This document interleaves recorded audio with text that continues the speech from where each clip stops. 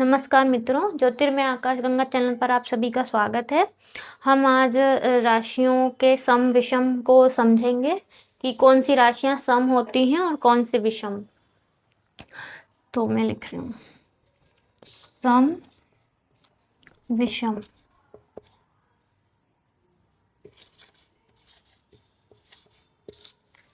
तो जो हमारी नंबर 1 है, सॉरी वो नंबर 1 नहीं, नंबर 2 की राशि वृषभ है।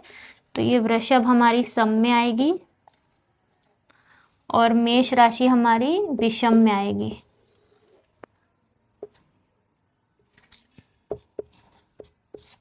और नंबर 4 की जो हमारी कर्क राशि है, ठीक है, कर्क राशि।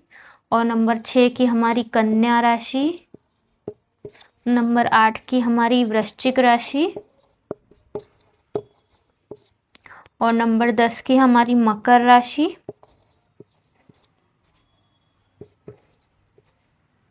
ठीक है। और नंबर 12 की हमारी जो मीन राशि है, ये सम राशियां हैं। और मेष 3 नंबर की हमारी मिथुन। ये नंबर से ही सम विषम पता चल जाएगा। तब मिथुन। और 5 नंबर की हमारी सिंह, ये विषम राशि है। ठीक है, इसको मैं कर दूं विषम राशियां, ये सम राशि सिंह। और 7 नंबर की हमारी तुला।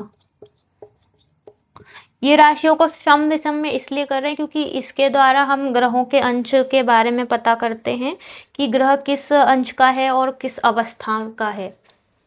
तो क्योंकि ग्रहों की अवस्थाएं होती हैं, अंश वाइज देखा जाता है कि ग्रह की अवस्था क्या है, कितना बली है ग्रह। जो हमारा जैसे अंश, जब हम कुंडली देखते हैं तो उसमें कुछ छोटे छोटे नंबर लिखे रहते हैं ग्रहों के ऊपर।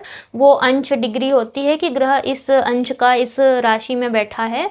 तो उससे अवस्था का बारे में पता चलता है कि ग्रह बाल अवस्था का है, कुमार अवस्था का है, युवा अवस्था का है, वृद्धावस्था का है या मृत अवस्था का है। ये सारी चीज़ें ग्रहों के बलाबल के लिए होती हैं। तो ग्रह बली है कि नहीं है, ये पता करने के लिए हम उसके अंश और उसकी अवस्था देखते हैं। और उसके लिए हमें सम और विषम राशियों का पता होना ज़रूरी है।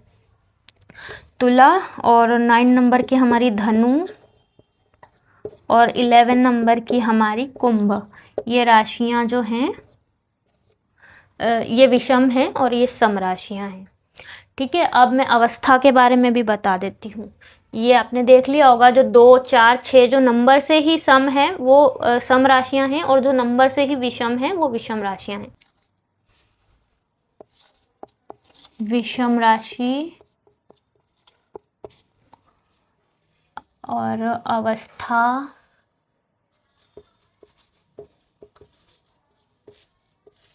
और सम राशि।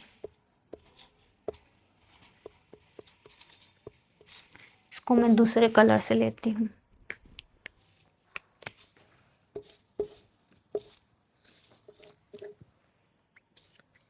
जो हमारी विषम राशियां हैं वो जो रहेंगी अवस्था में पहले लिख देती हूँ।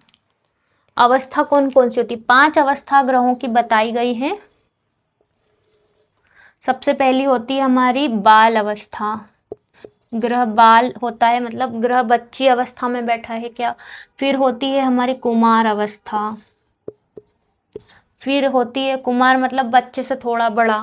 फिर युवा अवस्था होती है ग्रह की, युवावस्था।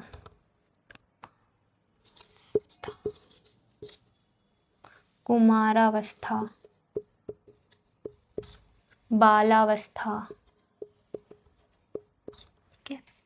और फिर होती है वृद्धावस्था। फिर होती है मृत्यावस्था। मृत भी होते हैं कुछ ग्रह, डिग्री वाइज ऐसे बैठे होते हैं जो मृत अवस्था में होते हैं। वो ज़्यादा पावर में नहीं रहते क्योंकि उनकी अवस्था ही मृत्य होती है, मृत्यावस्था। ठीक है, तो जो विषम राशि के 0 से लेके 6 डिग्री तक, 6 अंश तक ग्रह विषम राशि में जब बैठेगा तो बाल अवस्था का होगा, है ना। और फिर 0 से 6 डिग्री तक बाल अवस्था। फिर 6 6 डिग्री से लेके 12 डिग्री तक, क्योंकि 30 डिग्री है तो 30 डिग्री को 5 में डिवाइड करा है, तो 6 से लेके 12 तक जो ग्रह रहेगा वो कुमार अवस्था का रहेगा, ठीक है। और उसके बाद जो 12 डिग्री से लेकर के 18 डिग्री तक रहेगा वो युवावस्था का रहेगा। और चूंकि युवावस्था में ही, मतलब बालावस्था में तो बच्चा रहता है ग्रह, बुद्धि कम रहती है, फिर उसके बाद कुमारावस्था में भी बहुत ज़्यादा, बालावस्था में तो बिल्कुल मतलब शक्ति नहीं रहती ग्रह की, क्योंकि वो बालावस्था करता है। कुमारावस्था में थोड़ी बहुत बुद्धि आती है। युवावस्था जो है, जो हमारे बोलते हैं कि युवा हो तो मतलब शरीर में उस वक्त में जो बल होता है वो बाकी अवस्थाओं की अपेक्षा सबसे ज़्यादा होता है। तो जब ग्रह युवावस्था में होता है तो वो 100% बली होता है। तो ये सब चीज़ें भी मैं अभी बता देती हूँ, पहले मैं इनकी अवस्था लिख देती हूँ। 18 से लेके 24 तक ग्रह वृद्धावस्था का रहेगा, ठीक है ये। और फिर उसके बाद 24 डिग्री से लेकर के 30 डिग्री का जो ग्रह विषम राशि में रहेगा तो वह मृत्यावस्था का रहेगा। ऐसे ही जब ग्रह इधर 24 से लेकर 30 डिग्री का सम राशि में रहेगा तो वह बाल अवस्था का रहेगा। और उसके बाद 18 से 24 तक वह कुमार अवस्था का रहेगा। और फिर 12 से 18 तक, 12 डिग्री से लेके 18 डिग्री तक युवावस्था का रहेगा। और फिर 6 डिग्री से लेके 12 डिग्री तक जो ग्रह रहेगा वो हमारा वृद्धावस्था का रहेगा। और 0 से लेके 6 डिग्री तक रहेगा वो मृत्यावस्था का रहेगा सम राशि में। इसको इस प्रकार देखेंगे हम। तो अब जैसे मैं इसकी अवस्था के बारे में बताती हूँ। जो ग्रह बाल अवस्था का होगा वो बिल्कुल डेफिनेटली 25%, 100 में से 25% ही असर करेगा। और जो कुमारावस्था का ग्रह होगा वो 50% असर करता है, मतलब बली रहता है। युवावस्था का जो ग्रह रहता है वो मतलब 100% बली रहता है। फिर वृद्धावस्था का जो ग्रह रहता है वो भी 25% रहता है। और मृत्यावस्था का जो, मतलब वृद्धावस्था का जो ग्रह रहता है वो भी 50% ही बली रहता है। और मृत्यावस्था का जो ग्रह रहता है वो 25% काम करता है। इसको मैं इधर लिख देती हूँ। बाल अवस्था में ग्रह, बाल अवस्था का ग्रह रहता है वो 25% काम करता है। फिर कुमार अवस्था का 50%, युवा का 100, क्योंकि युवा में ज़्यादा ताकत होती है, युवा का 100। और फिर ये जो वृद्धावस्था का रहता है ये वापस 50। और जो मृत्यावस्था का रहता है ये 25% ही बली रहता है। ऐसा इनकी अवस्था चलती है। तो जो वृद्धावस्था के ग्रह हैं वो भी 50% ही काम करेंगे। और कुमारावस्था के हैं वो भी 50% ही बली रहेंगे। और बाकी जो बालावस्था और मृत्यावस्था के वो 25% ही उनका रहता है ताकत, ठीक है। तो इसको आप इस तरीके समझे कि विषम राशि में जब ग्रह रहेगा 0 से 6 डिग्री का, तब वो बालावस्था में होगा। और 6 से 12 का होगा तो कुमार अवस्था में होगा। 12 से 18 का होगा तो युवावस्था में होगा। 18 से 24 का होगा तो वह वृद्धावस्था का होगा। और 24 से 30 का होगा तो वह मृत्यावस्था का होगा। और वही जब आप सम राशि में ग्रह को देखेंगे तो जो ग्रह 24 से 30 डिग्री का है वह सम राशि में बालावस्था का कहलाएगा। 18 से 24 का होगा तो वह कुमार अवस्था का कहलाएगा।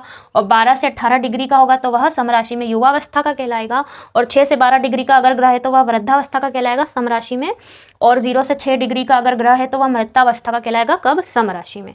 अगर 0 से 6 अवस्था विषम राशि में है तो भी वह बाल अवस्था का ही है। तो कुल मिला के ग्रह जो 0 से 6 डिग्री के ही होते हैं तो वो बाल अवस्था कहलाती है। फिर 6 से 12 में उनकी थोड़ी ताकत बढ़ जाती है, लेकिन राशि वाइज अलग अलग है। सम राशियों में उल्टा चलता है, विषम राशियों में ऐसा चलता है। तो इसके अकॉर्डिंग आप देख लीजिएगा, थोड़ा सा समझना पड़ेगा इसको।